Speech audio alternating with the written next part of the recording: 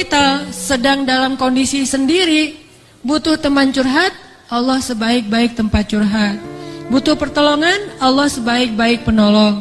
Butuh kebaikan, Allah memiliki segala kebaikan. Butuh jalan keluar, Allah lah yang satu-satunya yang punya jalan keluar dari semua kebuntuan hidup kita. Makin banyak masalah, makin dekat sama Allah. Nggak apa-apa kalau kita ngerasa, saya mah nggak pede dekat sama Allah. Kenapa? Saya banyak dosa. Kalau gitu dekat sama Allah sebagai pendosa. Gimana dekat sama Allah sebagai pendosa? Tadi, Rabbi zalamtu nafsi faghfirli. Ya Rabbi, saya menzalimi diri saya sendiri, maka ampunkanlah dosa saya. Deketin Allah dengan minta ampun. Nggak pede datang ke Allah. Kenapa? Soalnya takut ngecewain Allah. Kan kita udah minta, nanti Allah ngasih. Udah gitu, namanya manusia kadang-kadang kalau udah selesai dari masalah, balik lagi dia. Jauh lagi dari Allah, lalai lagi, dosa lagi, kan suka gitu. Karena kita masih kayak ragu sama kemampuan kita. Saya bisa nggak ya istiqomah? Saya bisa nggak ya taubatan nasuha? Daripada nanti saya udah minta sama Allah, Allah tahu banget kalau saya tuh masih labil, kan nggak enak. Udah nggak apa-apa. Kita berbuat dosa, datang lagi sama Allah. Dosa lagi, datang lagi sama Allah.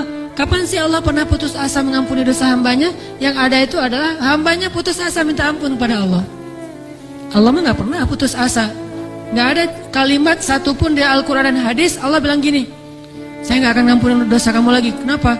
Udah 3 kali saya ampunin, kamu ulangi. Nggak pernah Allah ngomong kayak gitu. Baik di Al-Quran nggak pernah, di hadis nggak ada. Baik hadis Nabi nggak ada, hadis Qudsi juga nggak ada. Nggak ada cerita Allah itu ketika kita datang pertama, ya diampunin. Datang kedua, udah deh. Datang ketiga, ini terakhir ya. Allah nggak pernah ngomong gitu kan? Pas yang keempat, tidak ada maaf bagimu. Nggak ada Allah ngomong kayak gitu. Selalu, wahai hambaku, Qul ya ibadiyalladzina asrafu ala anfusihim. Katakan kepada hambaku yang sudah banyak dosa dan menzalimi diri sendiri. Qul ya ibadiyalladzina asrafu ala anfusihim. Allah tuh baik banget loh sama kita. Allah tahu kita banyak dosa, tapi Allah masih manggil kita tuh ibadi, hambaku gitu coba. Itu panggilan lembut loh dari Allah. Allah kalau kasar panggil nama, ya Hanan, itu kasar tuh. Tapi ya ayah abdi itu lembut. Sama kayak Aisyah kalau marah sama Rasulullah manggilnya Muhammad. Aisyah, ini kata Aisyah sendiri, Aisyah radhiyallahu anha. Jadi kalau Aisyah manggil Rasulullah, ya Rasulullah, itu lagi enak tuh perasaannya, lagi moodnya lagi enak. Tapi kalau ya Muhammad, itu lagi marah. Tapi Rasul dipanggil Muhammad biasa-biasa aja ya. Kita mah kalau dipanggil nama, istri celaka nih, durhaka, segala macam, keluar dalil. Nabi aja yang punya dalil nggak pernah ngeluarin, kita yang nggak punya dalil suka ngeluarin, kan aneh tuh. Hadis itu ucapan siapa? Ucapan Nabi kan? Ucapan saya apa ucapan Nabi? Lalu kenapa saya lebih sering mengeluarkan hadis itu daripada Nabi? Kan aneh tuh. Nabi aja yang ucapan beliau sendiri, hadis beliau sendiri, nggak pernah ngeluarin hadis-hadis tentang istri harus kayak gini untuk ngedidik istrinya supaya istrinya tunduk. Nggak. Nabi mah ngeluarkan hadis itu kepada kaum muslimah dalam suasana yang nyaman. Tapi kalau lagi marah nggak mau pakai hadis, nggak mau pakai ayat. Kita kalau lagi marah ayat hadis keluar semua tuh. Jadi taklim kita itu bahan untuk marah gitu. Kalau lagi marah terus keluarin nih ayat-ayat yang kemarin saya dengar di taklim. Allah tuh baik banget sama kita. Udah banyak dosa masih manggil abdi, ibadi. Kalau yang banyak mah, Qul ya ibadiyalladzina asrafu ala anfusihim. Katakan kepada hamba-hambaku, sama kayak ibu manggil ya Bunayya, wahai anakku, anakku. Udah sering ngecewain ibunya, masih dipanggil anakku, nggak dipanggil nama. Saking maha baiknya Allah kepada hamba. Katakan kepada hamba-hambaku yang melampaui batas. Arti melampaui batas berarti dosanya tuh udah nggak kehitung, udah banyak banget.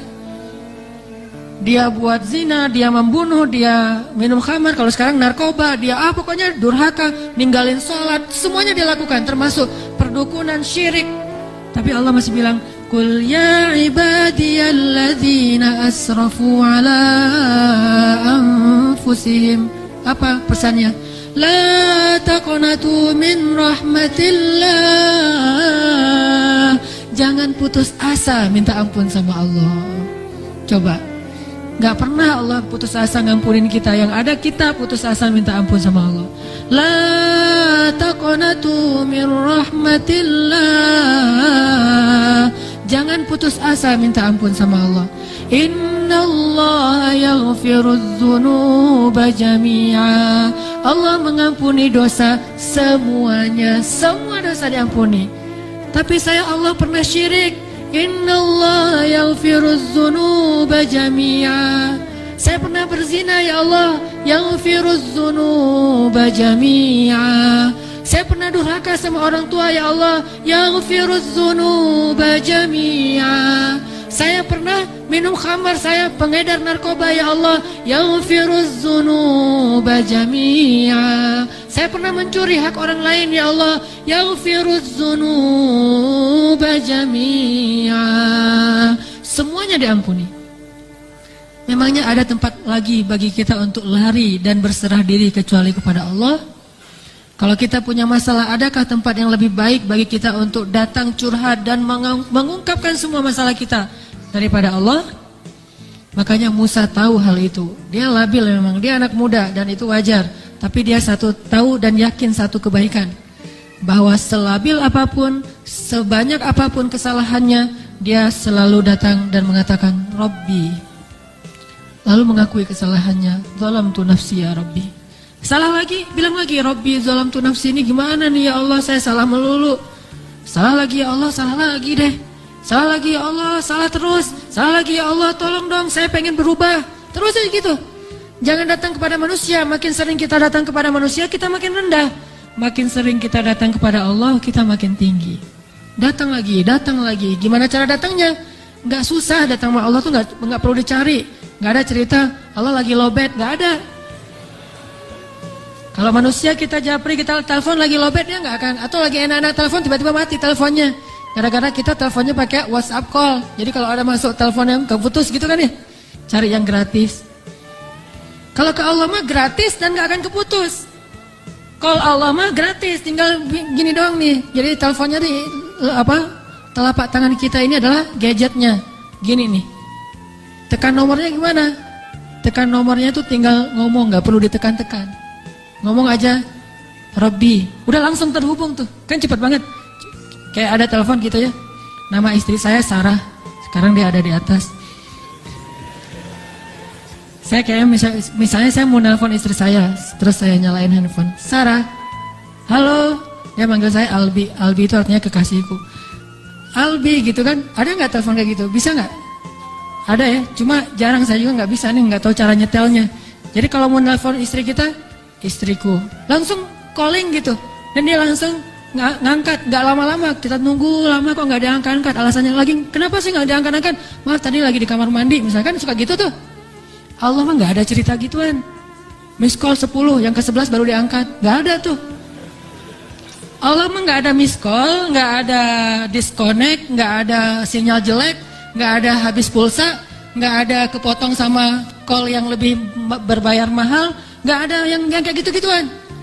Kalau Allah mah tinggal bilang, Rabbi, ya abdi, labbaik ya abdi, aku terima apa yang kamu butuhkan ya abdi, sebutin gitu. Allah tuh gitu, cuma kitanya gak mendengar dengan lisan, dengan telinga.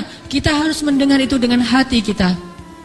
Kalau kita yakin, ana inda dhanni abdi bi, aku tergantung yakinnya hambaku, prasangka hambaku, gimana perasaan hambaku.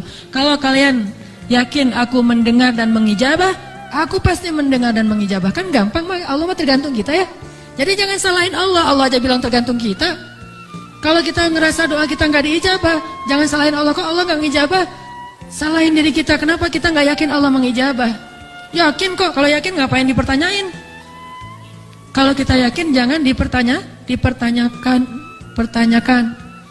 Karena Allah pasti tidak akan ngecewain hamba yang datang kepadanya.